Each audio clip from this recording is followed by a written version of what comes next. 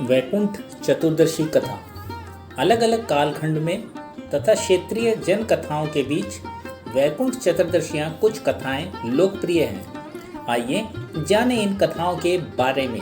पौराणिक कथा एक बार की बात है, नारद जी पृथ्वीलोक से घूमकर वैकुंठ धाम पहुंचते हैं। भगवान विष्णु उन्हें आदरपूर्वक बिठाते हैं और प्रसन्न होकर उनके आने का कारण पूछते हैं।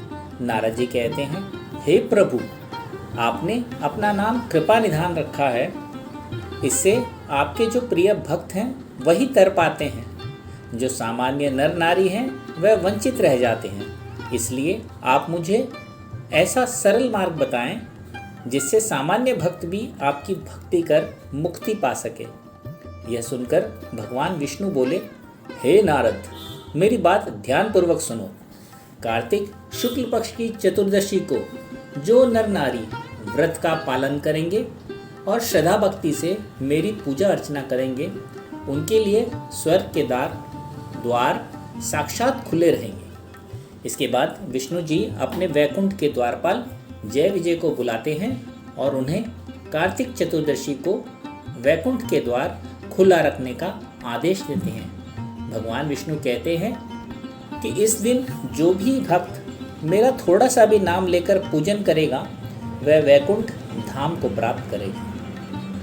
पौराणिक कथा 2। एक बार भगवान विष्णु देवादिदेव महादेव का पूजन करने के लिए काशी आए।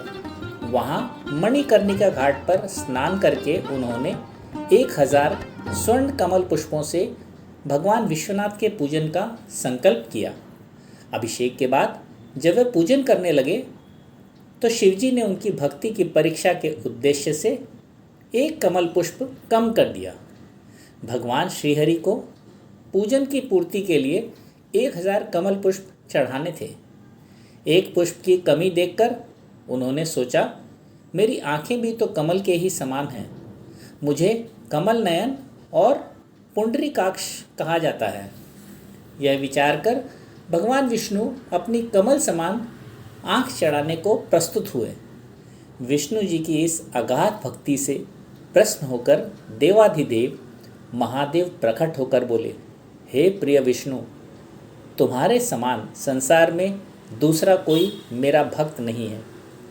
आज की ये कार्तिक शुक्ल चतुर्दशी अब वैकुंठ चतुर्दशी कहलाएगी और इस दिन व्रतपूर्वक जो पहले आपका पूजन करेगा उसे वैकुंठ लोक की प्राप्ति होगी।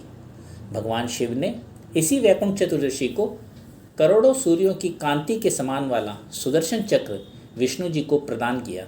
शिव जी तथा विष्णु जी कहते हैं कि इस दिन स्वर्ग के द्वार खुले रहेंगे। मृत्युलोक में रहने वाला व्यक्ति, कोई भी व्यक्ति इस व्रत को करता है, वह अपना स्थान वैकुंठ धाम में सुनिश्चित करेगा। कथा 3। धनेश्वर नामक एक ब्राह्मण था जो बहुत बुरे काम करता था। उसके ऊपर कई पाप थे। एक दिन वह गोदावरी नदी में स्नान के लिए गया। उस दिन वैकुंठ चतुर्दशी थी। कई भक्तजन उस दिन पूजा अर्चना कर गोदावरी घाट पर आए थे। उस भीड़ में धनेश्वर भी उन सभी के साथ था। इस प्रकार उस श्रद्धालु के स्पर्श के कारण धनेश्वर को भी पुण्य मिला। जब उसकी मृत्यु हो गई तब उसे यमराज लेकर गए और नरक में भेज दिया। तब भगवान विष्णु ने कहा, यह बहुत पापी है, पर इसने वैकुंठ चतुर्दशी के दिन गोदावरी स्नान किया और श्रद्धालुओं के पुण्य के कारण इसके सभी पाप नष्ट हो गए, इसलिए इसे वैकुंठ धाम मिलेगा। अतः धनेश्वर को वैकुंठ धाम की प्राप्ति हुई। बोलो विष्णु भगवान की जय।